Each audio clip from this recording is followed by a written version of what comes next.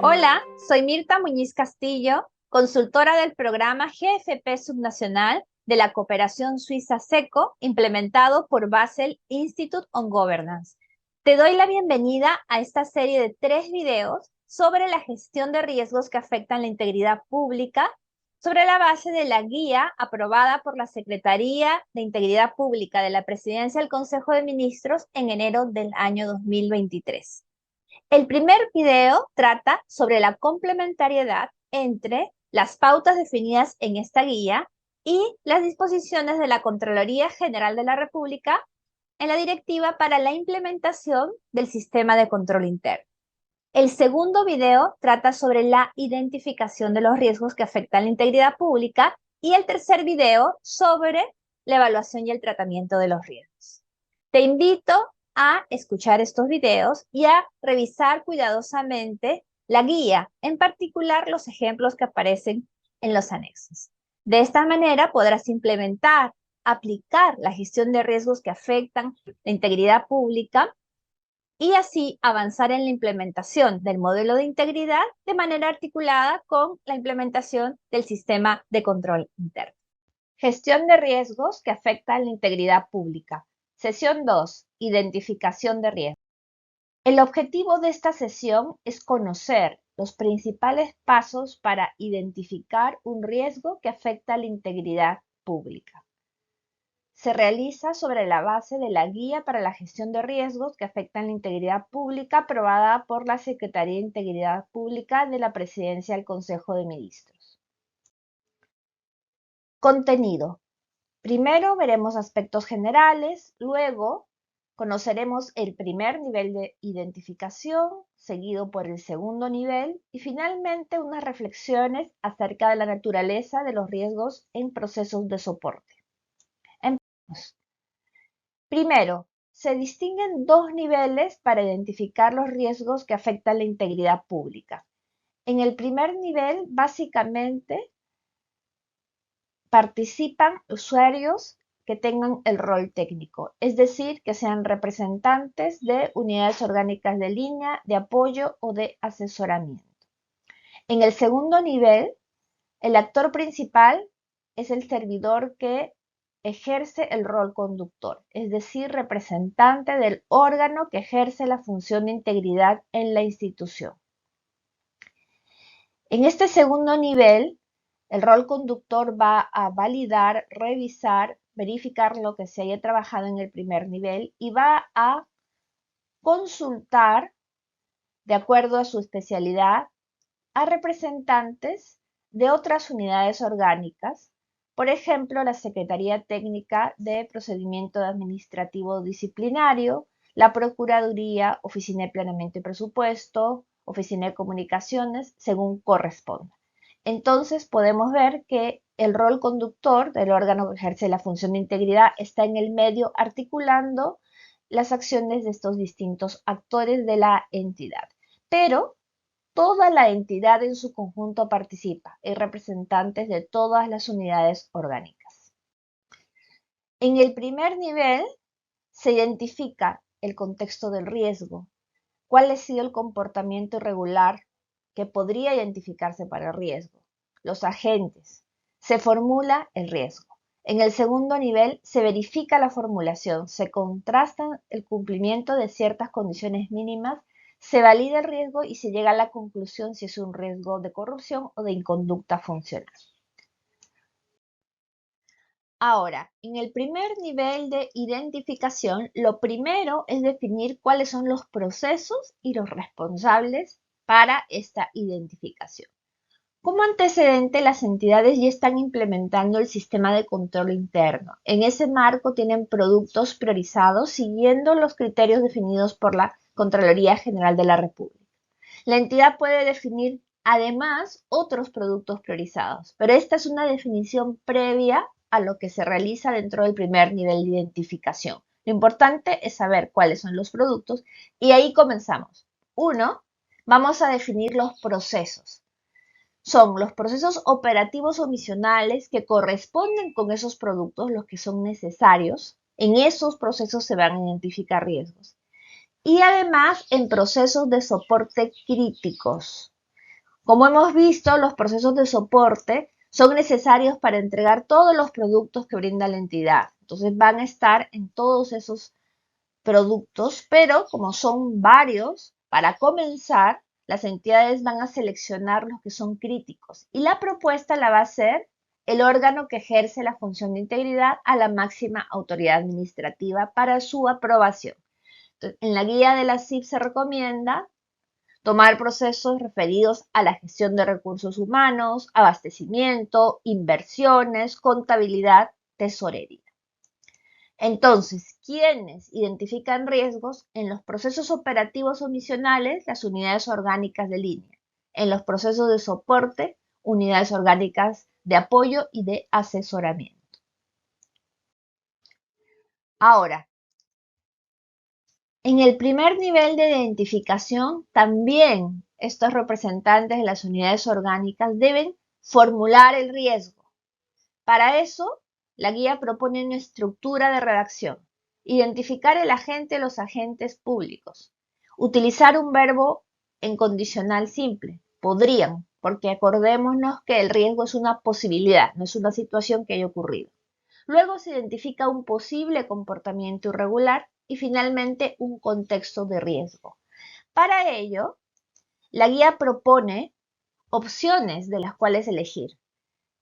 12 contextos de riesgo, 7 tipos de comportamiento irregular y también explica cuáles pueden ser los agentes primarios vinculados a los procesos y los agentes secundarios que pueden ser internos o externos.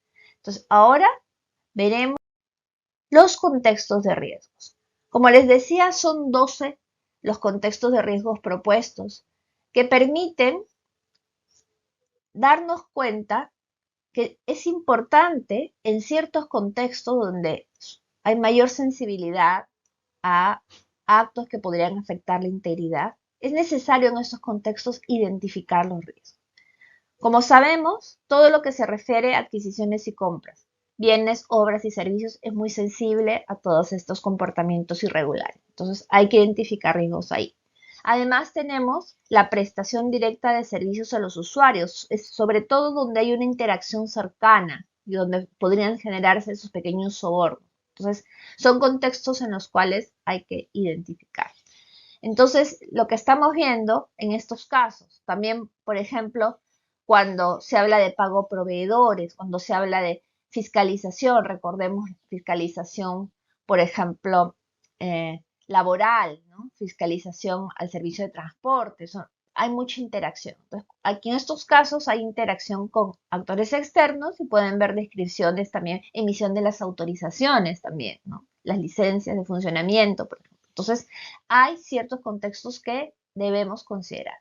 Por otro lado, también hay situaciones en las cuales es importante enfocarnos y que se refieren a relaciones con actores internos de la entidad, entre actores internos. Por ejemplo, la contratación y gestión de personal, la gestión del dinero entregado a servidores, ¿no? También hay otros contextos como los que estamos viendo entre entidades públicas, servicios administrativos y con el público externo, recaudación directa de ingresos. Entonces, estos contextos nos sirven para identificar dónde es más posible que hayan estas conductas irregulares y además sistematizar la información, porque no vamos a tener un inventario X, Y, Z de riesgos, sino un inventario clasificado.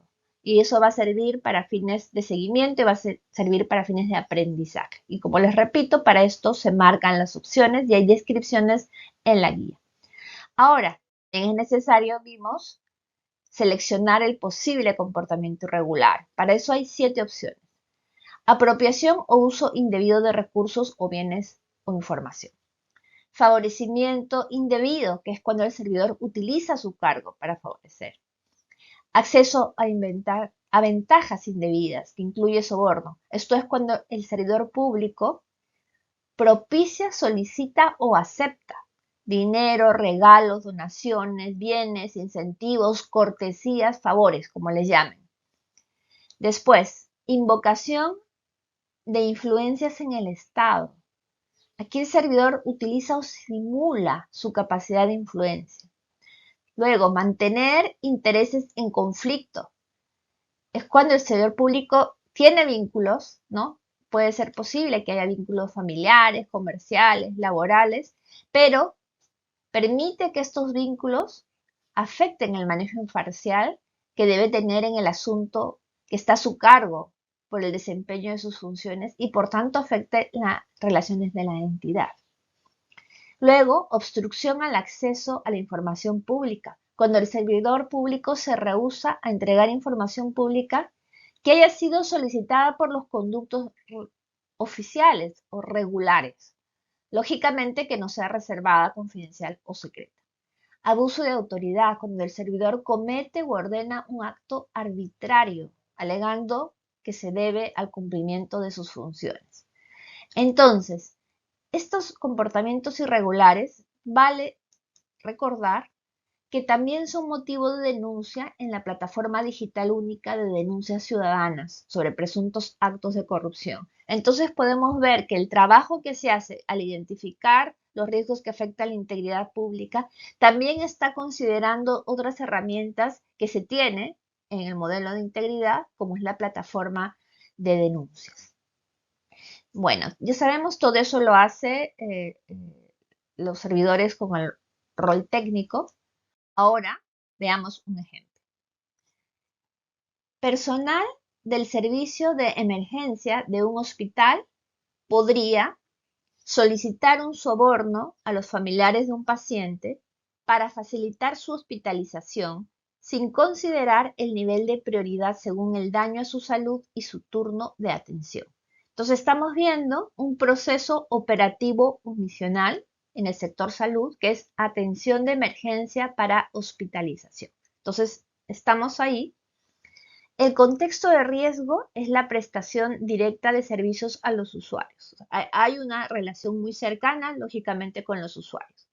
Entonces, así como está formulado el riesgo, podemos verificar que hay un agente público, que es justamente este personal del servicio de emergencia.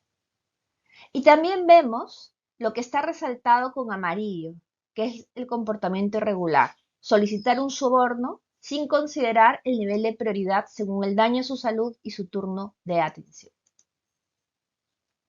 ¿Cuál es el posible comportamiento irregular? Esa redacción, ¿qué cosa implica? De acuerdo a las categorías que acabamos de ver, es un favorecimiento indebido, ¿no? a este paciente con respecto de otros, y es un acceso a ventajas indebidas, porque están solicitando un soborno. Agente primario, el personal del servicio de emergencia, y agentes secundarios, los familiares del paciente que aceptan este requerimiento, que sería el soborno. Entonces, podemos ver los 4 pasos que hemos visto: proceso, contexto de riesgo, posible comportamiento irregular y agentes. Ahora, en el segundo nivel de identificación, ya sabemos, conducido por el órgano que ejerce la función de integridad, se va a verificar la formulación del riesgo y contrastar si cumple ciertas condiciones mínimas. Aquí pueden ver que para riesgo de corrupción se debe cumplir que haya un ejercicio inadecuado de la función pública asignada al cargo y o el abuso del poder público, una de las dos o las dos. Además, la obtención de beneficio irregular o ventaja indebida para sí o para terceros, y el incumplimiento explícito de la norma o disposición legal. Entonces, estas condiciones mínimas es necesario verificarlas para que se cumplan las definiciones que hemos visto en la sesión 1. Si se dan cuenta, estamos viendo los elementos de esas definiciones. En la parte de abajo, el incumplimiento explícito de norma o disposición legal debe validarse para ambos tipos de riesgo, corrupción e inconducta funcional, pero cada uno tiene además condiciones mínimas. En el caso del riesgo de inconducta funcional, hay un ejercicio inadecuado de la función asignada al cargo. Entonces, en resumen, para ambas, el incumplimiento explícito de norma o disposición legal. Para el riesgo de corrupción, en total son 3 condiciones mínimas y para el riesgo de inconducta funcional 2 condiciones. Además, algunos riesgos de corrupción implican perjuicio económico al Estado. Por ejemplo, el riesgo de peculado, ¿no? Cuando hay una apropiación de recursos, bienes del Estado. Y también algunos riesgos de corrupción son específicos o son posibles solo en contextos determinados. Por ejemplo, riesgo de colusión, riesgo de negociación incompatible en el caso de contrataciones. Viendo esto, vamos a nuestro ejemplo. En este ejemplo, al verificar si se cumplen o no las condiciones mínimas, podemos ver que hay un ejercicio inadecuado de la función asignada al cargo, que también hay un abuso de poder público, se está requiriendo en una situación de estrés, de mucha necesidad, que está en peligro la condición física de manera grave, se está requiriendo un soborno, hay una obtención de beneficio irregular, ¿sí? Y también el incumplimiento explícito de una norma. Entonces, es un riesgo de corrupción, que es cohecho, el posible delito. Es un riesgo de inconducta funcional, sí, porque hay negligencia en el desempeño de las funciones, abuso de autoridad y posibles infracciones administrativas. En este caso, como se verifican condiciones de ambos tipos de riesgos, lo que se va a hacer posteriormente es definir el tratamiento como un riesgo de corrupción, que es el más grave. Ahora, algunas reflexiones acerca de la naturaleza de los riesgos en procesos de soporte. Veamos este otro ejemplo, que es responsable de la caja chica, podría justificar gastos personales de servidores de su unidad orgánica, declarando los gastos de su entidad en la rendición de fondos de la caja chica. Paso 1. Es un proceso de soporte, rendición y reembolso de caja chica. Paso 2. Contexto de riesgo, gestión de dinero entregado a servidores de la entidad. Se refiere a relaciones dentro de la entidad. El comportamiento irregular está ahí resaltado, justificar gastos personales de servidores de su unidad orgánica, declarando los gastos de la entidad. Se está haciendo uso de esos recursos. Entonces, de acuerdo a las categorías que hemos visto y que se marcan en las fichas de la CIP, posible comportamiento irregular es la apropiación o uso indebido de recursos, bienes o información del Estado. Además, se identifica un agente primario, que es el responsable de la caja chica, y agentes secundarios, servidores de la unidad orgánica, que justamente son los que están efectuando estos gastos personales. Entonces, también para los procesos de soporte se identifican riesgos. Sin embargo, como pueden ver, esta situación de caja chica puede existir en distintas unidades orgánicas que ejercen distinto tipo de funciones para la entrega de diversos productos, no es un producto en particular. Una reflexión sobre la naturaleza de los riesgos en procesos de soporte. Podemos tener productos diversos, materiales educativos, servicio de vacunación, patrullaje, y es posible identificar riesgos para todos ellos referidos a abastecimiento. Por ejemplo, hay que comprar materiales, hay que comprar jeringas, guantes, hay que comprar determinados implementos. Entonces, además, se puede gestionar la caja chica, como hemos visto en el ejemplo, referido a las unidades orgánicas o en las unidades orgánicas que ejercen funciones en los procesos misionales que son necesarios para poder entregar los productos. Entonces, la idea acá es que un mismo riesgo en un proceso de soporte puede ser identificado para varios productos. Variaría un poco cuál es el área usuaria, ¿no? Hay un área que está encargada del proceso, ¿no? Que en este caso es una unidad orgánica de apoyo de asesoramiento, pero habrá una contraparte usuaria.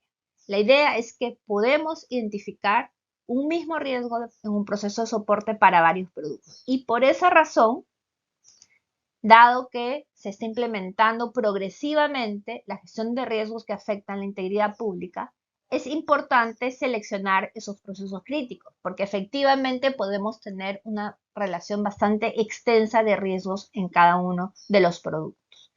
Sin embargo, recordemos, se pueden repetir esos riesgos en los planes cuando se refiera a distintos productos.